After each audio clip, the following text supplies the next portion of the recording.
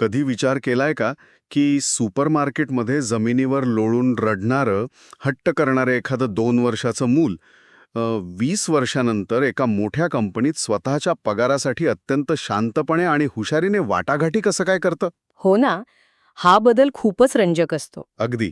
आणि हा जो मधला प्रवास आहे ना, तो फक्त वय वाढल्यामुळे आपोआप होतो, की यामागे एखादा अदृश्य आराखडा म्हणजे एखादी ब्ल्यूप्रिंट काम करत असते? आजच्या या सखोल चर्चेत आपण एका अत्यंत जिज्ञासू व्यक्तीने पाठवलेल्या बालविकास आणि मानसशास्त्राच्या नोट्सच्या एका भल्या मोठ्या ढिगाऱ्यात शिरणार आहोत.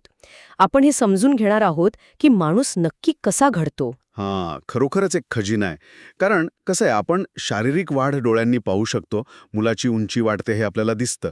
पण त्याची विचार करण्याची पद्धत कशी बदलते, बरोबर. तो समाजाशी कसा जोडला जातो, त्याच्या भावना कशा आकार घेतात, ही सगळी प्रक्रिया अदृश्य असते. या आलेल्या संदर्भांमध्ये आणि नोट्समध्ये मानसशास्त्राच्या 9 प्रमुख सिद्धांतांचा एक उत्तम तुलनात्मक अभ्यास आहे. 9 सिद्धांत? बापरे, हे खूपच सखोल आहे. हो, पण हे सिद्धांत आपल्याला फक्त काय घडते हे सांगत नाहीत, तर ते का आणि कसे घडते हे अगदी मुळापासून उलगडून दाखवतात. आणि हा सगळा अभ्यास पचवायला सोपा जावा म्हणून आपण या माहितीला 3 मुख्य स्तंभांमध्ये किंवा पिलर्समध्ये विभागले आहे. पहिला स्तंभ आहे मन आणि बुद्धी, दुसरा स्तंभ चारित्र्य आणि समाज, आणि तिसरा शरीर आणि प्रेरणा. अगदी सुटसुटीत विभागणी आहे ही. ठीक आहे, आपण हे थोडंसं विस्तर समजून घेऊया. या अदृश्य इमारतीचा पहिला स्तंभ म्हणजेच मन आणि बुद्धी यापासून सुरुवात करूया. म्हणजे मुळात आपण हुशार कसे होतो, विचार करायला कसे शिकतो. हा, पहिला स्तंभ पूर्णपणे ज्ञानात्मक आणि बौद्धिक विकासावर केंद्रित आहे. आणि इथे सर्वात आधी नाव येतं ते जीन पियाजे यांचं. अच्छा, पियाजे. हो, पियाजे यांचा संज्ञानात्मक विकास सिद्धांत सांगतो की मुलांचा विचार विकास हा अचानक एका रात्रीत होत नाही. तो अत्यंत सुस्पष्ट अशा 4 टप्प्यांतून जातो. संज्ञानात्मक विकास म्हणजे थोडक्यात जग समजून घेण्याची आणि विचार करण्याची क्षमता, बरोबर? अगदी बरोबर. पण हे 4 टप्पे नक्की कसे काम करतात? म्हणजे हे वयानुसार ठरलेले असतात का? होय, ते पूर्णपणे वयावर आधारित आहेत. पियाजे म्हणतात की पहिला टप्पा आहे संवेदी गतिक टप्पा, म्हणजे सेन्सरी मोटर स्टेज, जो जन्मापासून 2 वर्षांपर्यंत असतो. आता या जड शब्दाचा अर्थ खूप सोपा आहे, संवेदना आणि गती. म्हणजे सेन्सेस आणि मूव्हमेंट. एकदम बरोबर. ह्या वयात मूल फक्त स्वतःच्या संवेदना म्हणजे पाहणे, ऐकणे आणि हालचालींमधून जग समजून घेत असतं. म्हणूनच लहान मुले प्रत्येक गोष्ट तोंडात घालतात किंवा फेकून बघतात, होय ना? नक्कीच. ते तिथे काही तार्किक विचार करत नसतात. ते फक्त कृतीतून माहिती गोळा करत असतात. म्हणजे त्यांच्यासाठी जग हे फक्त स्पर्श आणि चव एवढंच असतं? मग दुसरा टप्पा कोणता? दुसरा आहे पूर्वसंकल्पनात्मक टप्पा, ज्याला प्री ऑपरेशनल स्टेज म्हणतात. हा 2 ते 7 वर्षांचा असतो. इथे भाषा आणि कल्पनाशक्ती खूप वेगाने विकसित होते. मुले भावल्यांशी बोलतात, काल्पनिक खेळ खेळतात. पण इथे एक मोठी गंमत आहे. त्यांच्यात तार्किक विचार किंवा लॉजिक अजून आलेलं नसतं. म्हणजे कल्पनाशक्ती आहे पण लॉजिक नाही. हो, त्यांना वाटतं की चालताना चंद्र त्यांच्यासोबत चालतोय. हो. हे खूपच ओळखीचं वाटतंय. आपणही लहानपणी असा विचार करायचो. अगदी. आणि म्हणूनच तिसरा टप्पा महत्वाचा ठरतो, 7 ते 11 वर्षांचा ठोस संक्रियात्मक टप्पा. Concrete operational stage. ठोस म्हणजे समोर दिसणारं असं काहीसं? बरोबर ओळखलात. सोप्या भाषेत सांगायचं तर या वयात मुले समोर दिसणाऱ्या किंवा हातात धरता येणाऱ्या ठोस गोष्टींवरच तर्क करू शकतात. एखादं उदाहरण देता येईल का? नक्कीच. जर तुम्ही त्यांना 3 वेगवेगळ्या आकाराचे पेले दाखवले आणि त्यात समान पाणी ओतले, तर त्यांना समजते की पाणी समान आहे, फक्त पेल्याचा आकार वेगळा आहे. अच्छा, म्हणजे लॉजिक सुरू झालं इथे. हो, पण त्यांना हवेतल्या किंवा अमूर्त कल्पना अजून समजत नाहीत. आणि त्या अमूर्त कल्पना मग चौथ्या टप्प्यात येतात का? अगदी. 11 वर्षांपुढील औपचारिक संक्रियात्मक टप्पा, फॉर्मल ऑपरेशनल स्टेज, जिथे मुले अमूर्त विचार किंवा ॲब्स्ट्रॅक्ट थिंकिंग करू लागतात. म्हणजे प्रेमासारख्या संकल्पना. हो, न्याय, स्वातंत्र्य, प्रेम किंवा जर असं झालं तर काय होईल यावर ते आता विचार करू शकतात. पियाजेच्या मते मूल जसजसे जगाशी संवाद साधते आणि अनुभव घेते, तसतशी ही समज वाढत जाते. हे ऐकायला खूप छान वाटतं. पण मला इथे एक शंका आहे. विचारा ना. पियाजे असं म्हणतोय की मूल स्वतःच्या अनुभवातून हे सगळं शिकतं. पण एखादं मूल जर अशा वातावरणात असेल जिथे त्याला कोणी काही शिकवतच नाहीये, तर ते स्वतःहून सगळं शिकेल का? हा विकास फक्त वयावर अवलंबून आहे की आजूबाजूच्या लोकांचाही यात काही वाटा आहे? हाच तो नेमका प्रश्न आहे ज्यावर लेव वायगॉट्स्की यांनी काम केले. बरं. वायगॉट्स्की यांचा सामाजिक विकास सिद्धांत सांगतो की नुसता वय वाढून बुद्धी वाढत नाही. बौद्धिक विकास हा सामाजिक संवादातून होतो. म्हणजे लोक आजूबाजूला असणं गरजेचं आहे. हो, आपण एकटे नाही शिकत, आपण समाजाच्या मदतीने शिकतो. इथे वायगॉट्स्की एक अतिशय सुंदर संकल्पना मांडतात, झोन ऑफ प्रॉक्झिमल डेव्हलपमेंट किंवा ZPD. झोन ऑफ प्रॉक्झिमल डेव्हलपमेंट हे थोडं जड वाटतंय. याचा सोपा अर्थ काय? ZPD म्हणजे एक अंतर. विद्यार्थी स्वतः काय करू शकतो आणि योग्य मदत मिळाली तर तो काय करू शकतो, या दोन गोष्टींमधलं अंतर. म्हणजे स्वतःची क्षमता आणि मदतीनंतरची क्षमता यातला गॅप. अगदी बरोबर. उदाहरणार्थ, एखादा मूल गणिताचं कोडं सोडवताना अडकतंय. ते स्वतःहून ते सोडवू शकत नाहीये. पण जर शिक्षकाने फक्त एक छोटीशी हिंट दिली तर ते मूल ते कोडं पूर्ण करतं. अच्छा, म्हणजे ती हिंट खूप महत्वाची असते. हो, आणि ती जी मदत असते ना, त्याला वायगॉट्स्की स्कॅफोल्डिंग म्हणतात. अरे वा. स्कॅफोल्डिंग म्हणजे जेव्हा एखादी मोठी इमारत बांधली जाते तेव्हा बाहेरून बांबूचा जो सांगाडा किंवा आधार लावला जातो त्याला स्कॅफोल्डिंग म्हणतात. बरोबर. म्हणजे जोपर्यंत इमारत स्वतःच्या पायावर उभी राहत नाही तोपर्यंत तो बांबूचा सांगाडा तिला पडू देत नाही. हे तसंच काहीच आहे ना? अतिशय चपखल उपमा. अगदी तेच. सायकल चालवायला शिकणारं मूल आठवा. सुरुवातीला पालक मागून सायकलची सीट पकडून धावतात. हो, तो बांबूचा सांगाडा आहे. मूल पॅडल मारायला शिकतं, बॅलन्स करायला शिकतं, आणि एकदा का त्याला आत्मविश्वास आला की पालक हळूच हात सोडून देतात. ती मदत काढली जाते. क्या बात है. वायगॉट्स्की म्हणतात की या मदतीने शिकणे अधिक वेगाने आणि प्रभावीपणे होते. पियाजेच्या मते मूल हे एकटं शास्त्रज्ञ आहे, पण वायगॉट्स्कीच्या मते मूल हे समाजातील एक शिकाऊ उमेदवार किंवा अप्रेंटिस आहे. हे खूपच स्पष्ट झालं. पण जर आपण बुद्धी आणि शिक्षणाबद्दल बोलतोय तर एक गोष्ट खटकते. काय? आपण बुद्धिमान कुणाला म्हणतो? जो गणितात 100 पैकी 100 मिळवतो किंवा जो फाळफाळ इंग्रजी बोलतो? पण एखादा उत्तम चित्रकार किंवा खेळाडू असतो त्याला आपण हुशार का मानत नाही? आणि इथेच आपल्या या स्तंभातील तिसरे विचारवंत हार्वर्ड गार्डनर यांची एंट्री होते. अच्छा. त्यांचा बौद्धिक विकास सिद्धांत पारंपरिक शिक्षण पद्धतीला एक मोठा धक्का आहे. गार्डनर म्हणतात की बुद्धिमत्ता ही काही एकाच प्रकारची नसते, ती बहुआयामी असते. बहुआयामी? हो, त्यांनी बुद्धिमत्तेचे तब्बल 8 प्रकार सांगितले आहेत. 8 प्रकार? म्हणजे फक्त गणित आणि भाषा नाही? अजिबात नाही. गार्डनर यांच्या मते निसर्गज्ञान म्हणजे निसर्गाची समज, भाषिक, गणितीय तार्किक, सांगीतिक म्हणजे संगीताची समज, शारीरिक गतिशील जसे खेळाडू किंवा डान्सर्स, अरे वाह.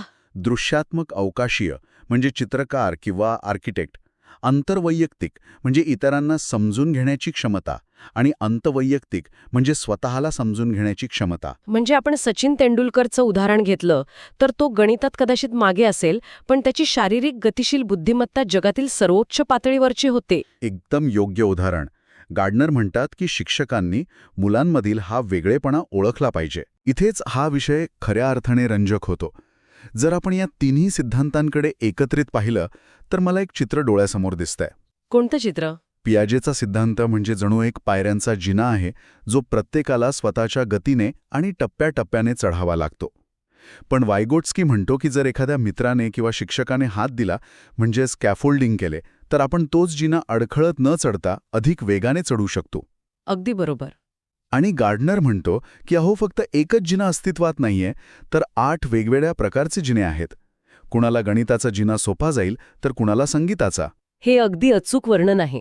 आणि यात सर्वात लक्षवेधी गोष्ट म्हणजे हे तिन्ही सिद्धांत एकमेकांना विरोध करत नाहीत. ते बुद्धिमत्तेचे एक मोठं चित्र तयार करतात जिथे अनुभव, समाज आणि नैसर्गिक कौशल्य एकत्र येतात. ठीक आहे, तर आपण मन आणि बुद्धी हा पहिला स्तंभ पाहिला. माणूस हुशार कसा होतो ते समजलं, पण फक्त हुशार असणं पुरेसं नसतं ना? नाही, अजिबात नाही. म्हणजे एखादा सायबर हॅकर प्रचंड हुशार असू शकतो पण तो लोकांसाठी धोकादायक असतो. मग आपण चांगले कसे बनतो? आपल्यात संवेदनशीलता, नैतिकता कशी येते? हा एक अतिशय महत्वाचा प्रश्न आहे. आणि इथे आपण दुसऱ्या स्तंभाकडे वळतो, चारित्र्य आणि समाज. हा खूप महत्वाचा टप्पा आहे. बुद्धीचा विकास झाल्यानंतर व्यक्ती समाजात कशी वावरते, तिच्या भावना कशा आकार घेतात आणि एकूणच तिचं चारित्र्य कसं घडतं हे आपण इथे पाहणार आहोत. बरं, यात कुणाचे सिद्धांत आहेत? इथे सर्वात आधी येतात एरिक एरिक्सन. त्यांचा मानस सामाजिक विकास सिद्धांत, ज्याला सायकोसोशल डेव्हलपमेंट म्हणतात, तो खरोखरच अफाट आहे. कारण तो फक्त बालपणापुरता मर्यादित नाही, तो मरेपर्यंतच्या संपूर्ण आयुष्याला कव्हर करतो. संपूर्ण आयुष्य म्हणजे लहानपणापासून म्हातारपणापर्यंत. होय. एरिक्सन म्हणतात की माणसाच्या आयुष्यात 8 टप्पे येतात आणि प्रत्येक टप्प्यावर माणसाच्या आत एक भावनिक संघर्ष म्हणजे क्रायसिस सुरू असतो. या संघर्षातून आपण कसे बाहेर पडतो यावर आपलं व्यक्तिमत्व ठरते. या संघर्षाचं एखादं उदाहरण देऊ शकाल? म्हणजे आतल्या आत नक्की काय चाललेलं असतं? अगदी सोपं उदाहरण घेऊ. पहिला टप्पा असतो जन्मापासून पहिल्या वर्षापर्यंत. इथे संघर्ष असतो विश्वास विरुद्ध अविश्वास, ट्रस्ट वर्सेस मिसट्रस्ट. अच्छा. जेव्हा बाळ रात्री रडतं तेव्हा जर आईवडिलांनी त्याला जवळ घेतलं, त्याला दूध दिलं, तर त्या बाळाच्या मनात या जगादिशी विश्वास निर्माण होतो की हे जग सुरक्षित आहे. पण जर बाळाला रडत ठेवलं, दुर्लक्ष केलं, तर त्याच्यात अविश्वास निर्माण होतो आणि हा अविश्वास त्याला वयाच्या 30व्या वर्षीही लोकांशी संबंध जोडताना त्रास देऊ शकतो. बापरे, म्हणजे एवढ्या लहान वयातली गोष्ट पुढे आयुष्यभर पुरते. आणि टीनेजर्स म्हणजे किशोरवयीन मुलांच्या बाबतीत हा संघर्ष कोणता असतो? किशोरवयात तो संघर्ष असतो भूमिका विरुद्ध गोंधळ, आयडेंटिटी वर्सेस रोल कन्फ्युजन. मी कोण आहे, मला आयुष्यात काय करायचंय? हो, तो तर खूपच गोंधळाचा काळ असतो. मुलं या वयात वेगवेगळ्या हेअरस्टाईल्स करतात, वेगवेगळे मित्र बनवतात, कधी विद्रोही होतात. ते स्वतःची ओळख शोधत असतात. जर त्यांना योग्य मार्ग मिळाला नाही तर त्यांच्यात एक कायमचा गोंधळ निर्माण होतो. हे खूपच जवळचं वाटतंय. पण मग काय योग्य आणि काय अयोग्य हे माणूस कसं शिकतो? म्हणजे आपण चोरी करत नाही किंवा खोटं बोलत नाही याची समज कशी येते? तिथे येतात लॉरेन्स कोहलबर्ग. त्यांचा नैतिक विकासाचा सिद्धांत सांगतो की नैतिकता ही अचानक जन्म घेत नाही, तीही 3 टप्प्यांतून विकसित होते.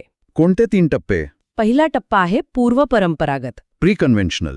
लहान मुले चांगल्या वाईटाचा विचार कसा करतात? जर मी हे केलं आणि मला शिक्षा झाली तर ते काम वाईट, जर मला चॉकलेट मिळालं तर ते काम चांगलं. हो, म्हणजे फक्त शिक्षा टाळणे हीच त्यांची नैतिकता असते. अगदी. पण मोठे झाल्यावर हे बदलतं. मग येतो दुसरा टप्पा, परंपरागत किंवा कन्व्हेन्शनल. इथे काय होतं? इथे व्यक्ती विचार करते की समाजाचे नियम काय आहेत, कायदा काय सांगतो. समाज ज्याला चांगलं म्हणतो ते चांगलं. बहुतांश लोक आयुष्यभर याच टप्प्यात राहतात. नियम पाळणे हाच धर्म मानतात. हो, पण काही लोक तिसऱ्या टप्प्यात जातात, उत्तर परंपरागत, पोस्ट कन्व्हेन्शनल. इथे कायद्यापेक्षा वैश्विक मानवी मूल्य मोठी होतात. म्हणजे समजा एखाद्या व्यक्तीच्या पत्नीचा जीव वाचवण्यासाठी औषध हवं असेल आणि त्याच्याकडे पैसे नसतील तर तो ते औषध चोरतो. अगदी बरोबर उदाहरण. कायद्याने चोरी हा गुन्हा आहे. म्हणजे हा झाला दुसरा टप्पा. पण एका माणसाचा जीव वाचवणं हे पैशांपेक्षा जास्त महत्वाचं आहे, हा झाला तिसरा टप्पा. एकदम बरोबर. कोहलबर्ग म्हणतात की वयानुसार आणि बौद्धिक विकासानुसार नैतिकतेची ही पातळी वाढत जाते. पण इथे मला एक मोठा प्रश्न पडलाय. सांगा. आपण एरिक्सन पाहिले, जे आतल्या भावनिक संघर्षाबद्दल बोलतात. कोहलबर्ग पाहिले, जे नैतिक तर्काबद्दल बोलतात. पण प्रत्यक्ष व्यवहारात मुले तर फक्त मोठ्यांचं अनुकरण करतात ना. जर घरात रोज भांडणे होत असतील तर मुलंही बाहेर जाऊन भांडतात. आणि म्हणूनच या स्तंभातील तिसरे शास्त्रज्ञ अल्बर्ट बांडुरा महत्वाचे ठरतात. अच्छा. बांडुरा यांचा सामाजिक शिक्षण सिद्धांत म्हणजे सोशल लर्निंग थिअरी अतिशय व्यावहारिक आहे. ते म्हणतात की बालक हे कायम इतरांच्या वर्तनाचे निरीक्षण करून शिकत असते. म्हणजे बघून शिकणे. हो. त्यांनी एक प्रसिद्ध प्रयोग केला होता. काही मुलांना एका खोलीत नेले जिथे एक मोठा बोबो डॉल नावाचा बाहुला होता. एका व्यक्तीने त्या बाहुल्याला मारहाण केली. मुलांनी हे पाहिलं. बापरे, मग काय झालं? जेव्हा मुलांना त्या बाहुल्यासोबत सोडलं गेलं तेव्हा त्यांनीही हुबेहूब त्याच प्रकारे त्या बाहुल्याला मारहाण केली. म्हणजे निरीक्षण, ज्याला आपण ऑब्झर्वेशन म्हणतो, मग अनुकरण म्हणजे इमिटेशन, आणि त्यातून तसंच वर्तन. अगदी. आणि बांडुरायंतर आणखी एक गोष्ट जोडतात, परिणाम. जर एखाद्या वर्तनाला बक्षीस मिळालं किंवा कौतुक झालं तर ते वर्तन पुन्हा पुन्हा केलं जातं. पण मग इथे एक विरोधाभास वाटतोय मला. कसा का? बांडुराच्या मते आपण फक्त इतरांचे निरीक्षण करून पोपटासारखे अनुकरण करतोय. जसा समाज वागतो तसे आपण वागतो. पण मगाशी एरिक्सन सांगत होते की आपण सतत आतल्या आत एका संघर्षात असतो, जसं ते विश्वास विरुद्ध अविश्वास. मग हे बाहेरून होणारे अनुकरण आणि आतला संघर्ष यांचा मेळ कसा बसतो? हां, खरोखरच खूप विचार करायला लावणारा प्रश्न आहे. जर आपण हे मोठ्या संदर्भाशी जोडले तर लक्षात येतं की हे तिन्ही सिद्धांत एकमेकांविरुद्ध उभे नाहीत. मग ते कसे जोडलेले आहेत? हे असं समजा की बांडुरा जी सांगतोय ती समाजातली शिकण्याची प्रक्रिया आहे. आपण समाजातून कच्चा माल गोळा करतो, निरीक्षण आणि अनुकरणातून. बरोबर. पण त्या कच्च्या मालावर माणसाच्या आतमध्ये जी प्रक्रिया होते तो एरिक्सनचा भावनिक संघर्ष आहे. आणि कोहलबर्टची नैतिकता ही त्या प्रक्रियेतून बाहेर पडलेले अंतिम उत्पादन आहे. अरे वा. आपण समाजात अनुकरणातून शिकत असलो तरी नैतिकतेचे निर्णय आणि भावनिक संघर्ष यातूनच माणसाचे स्वतःचे अद्वितीय असे चारित्र्य आकाराला येते. हे अफलातून आहे. म्हणजे समाज आपल्याला फक्त एक साचा देतो, पण त्यातील मूर्ती ही आपल्या आतल्या संघर्षातूनच घडते. अगदी सुंदर शब्दात मांडलत. आता आपण मन पाहिलं, समाज आणि चारित्र्य पाहिलं. आता या विकासाच्या ब्ल्यूप्रिंटच्या तिसऱ्या आणि शेवटच्या स्तंभाकडे वळूया, शरीर आणि प्रेरणा. होय, मानवी विकासाचे हार्डवेअर म्हणजे आपले शरीर आणि त्यातील आंतरिक इंजिन म्हणजे आपली प्रेरणा नक्की कशी काम करते हे या विभागात पाहायचे आहे. आणि इथे सिग्मंड फ्रॉइड यांचा उल्लेख करणं अपरिहार्य आहे. फ्राइड, ज्यांचे सिद्धांत थोडे गुंतागुंतीचे आणि मानवी मनाच्या खोल अंधाऱ्या कोपऱ्यात डोकावणारे मानले जातात. हो, फ्राइडेंचा मानसशास्त्रीय विकास सिद्धांत सांगतो की विकास हा प्रामुख्याने एका लपलेल्या आंतरिक ऊर्जेच्या केंद्राभोवती फिरतो. कोणती ऊर्जा? त्यांनी याला लिबिडो किंवा लैंगिक आणि मानसिक ऊर्जा म्हटलं आहे.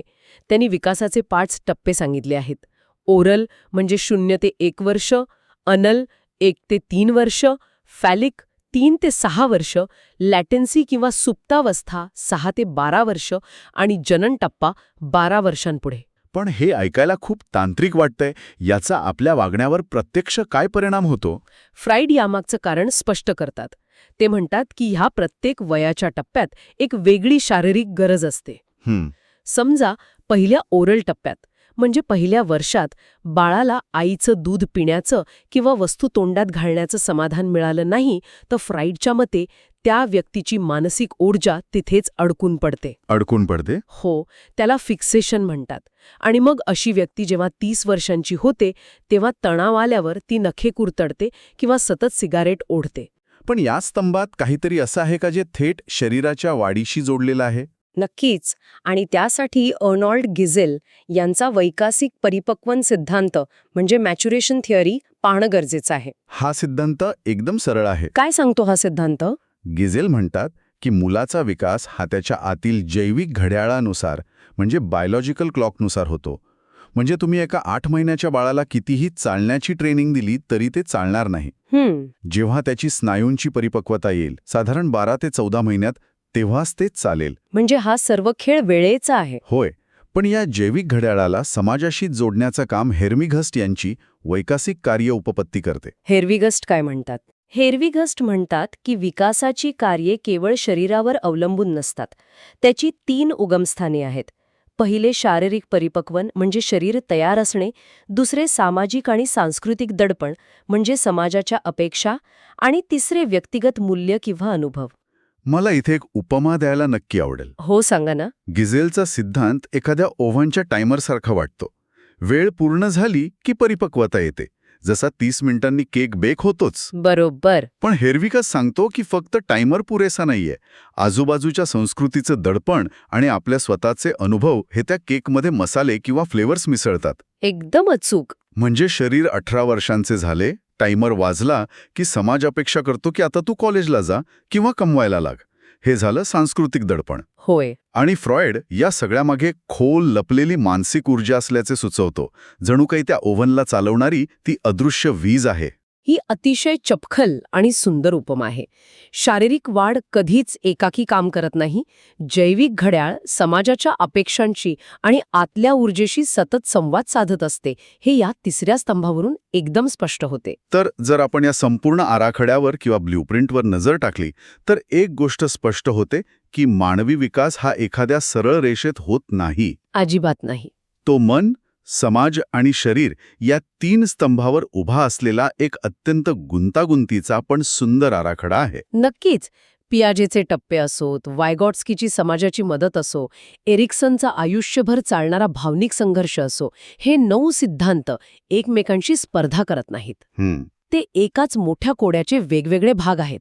ते जोडले की माणसाचे संपूर्ण चित्र तयार होते. आणि ही माहिती नुसती पुस्तकी नाहीये, याचा प्रत्यक्ष जीवनात खूप मोठा उपयोग आहे. हो, अगदी रोजच्या जीवनात. आपण स्वतः रागात किंवा निराशेमध्ये कसे विचार करतो, आपला एखादा मित्र किंवा सहकारी विशिष्ट परिस्थितीत तसा का वागतो, किंवा आपल्या लहान मुलाला एखादी गोष्ट समजायला वेळ का लागतोय, हे समजून घेण्यासाठी, इतरांप्रती सहानुभूती दाखवण्यासाठी हा एक उत्तम शॉर्टकट आहे. खरं, ज्ञानाचा उपयोगच तोच आहे. हे सिद्धांत आपल्याला समजायला मदत करतात की कोणतीही व्यक्ती अशी का वागते, यामागे तिचे वय, तिचा समाज आणि तिची आंतरिक प्रेरणा कशी कारणीभूत आहे. पण आजच्या या सखोल चर्चेच्या शेवटी एका वेगळ्या आणि विचार करायला लावणाऱ्या प्रश्नावर मला थांबायला आवडेल. कोणता प्रश्न? आपण आत्तापर्यंत पाहिलं की मानवी विकास हा माणसांच्या मदतीने, समाजाच्या संवादातून आणि स्कॅफोल्डिंगमधून होतो. हे सगळं मानवी संबंधांवर आधारित आहे. बरोबर आहे. पण आजच्या युगात जेव्हा कृत्रिम बुद्धिमत्ता म्हणजे AI वेगाने शिक्षक आणि मित्रांची जागा घेऊ लागली आहे, लहान मुले माणसांपेक्षा स्क्रीनशी आणि रोबोटशी जास्त संवाद साधत आहेत, तेव्हा या विकासाच्या आराखड्यात समाज आणि चारित्र्य यांचा तोल कसा राहील? हा, खरोखरच अंगावर काटा आणणारा विचार आहे. जर मदतीचा तो हात, ते स्कॅफोल्डिंग, एखाद्या जिवंत माणसाचा नसून एका निर्जीव यंत्राचा किंवा अल्गोरिदमचा असेल, तर मुलांच्या आतला भावनिक संघर्ष कसा सोडवला जाईल? हो ना. त्यातून कोणतं चारित्र्य आकाराला येईल? अगदी तेच. पुढील पिढीचा हा विकासाचा आराखडा माणसांचा समाज घडवेल की कोडिंग केलेली यंत्रे ठरवतील, हा प्रश्न आजच्या चर्चेनंतर नक्कीच डोक्यात घोळत राहील. यावर नक्की विचार करत रहा. या सखोल चर्चेत सहभागी झाल्याबद्दल धन्यवाद.